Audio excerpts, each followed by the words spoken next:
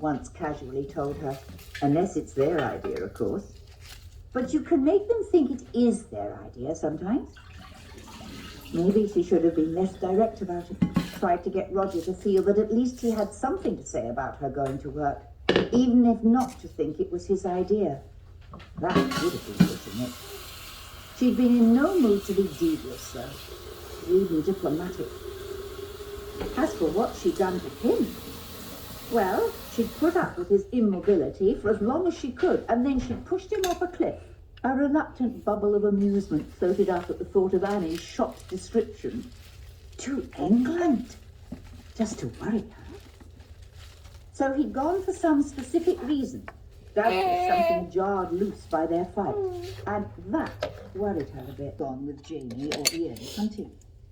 Mandy wouldn't remember that, but Jem. She'd meant to go into her study, but grandfather before him.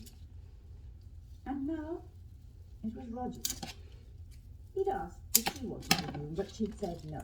She liked the little sitting room across the hall with its sunny window and the shadows of the ancient yellow rose that flagged that side of the house with its colour and scent. Aside from that, though, she just felt that this room was a man's place, with its clean, scarf-hidden floor and comfortably battered shelves. Roger had managed to find one of the old farm ledgers from 1776.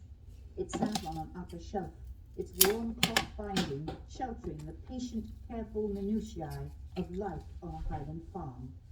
1/4 pound of silver fern seed, a he-goat for breeding, 6 rabbits, 30 weight of seed potatoes.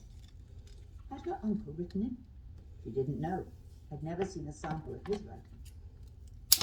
She wondered with an odd little quiver of the insides if her parents had made it back to Scotland.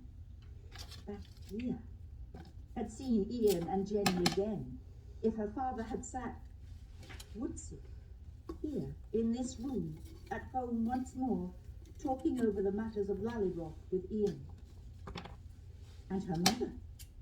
From the little Claire had said about it, she hadn't parted from Jenny on the best of terms, and Brianna knew her mother felt sad about that.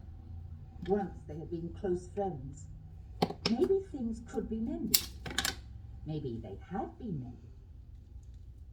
She glanced at the wooden box safe on its high shelf beside the ledger. The little cherry-wood snake curved in front of it. On impulse, she took the snake down, finding some comfort in the sleek curve of the body, and the comical look of its face peering back over its non-existent shoulder.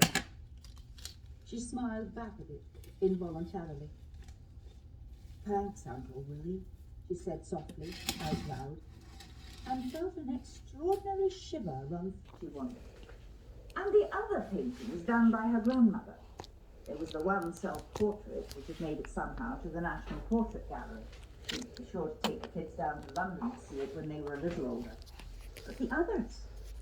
There had been one of a very young Jenny Murray feeding a tame pheasant, which had her Uncle Ian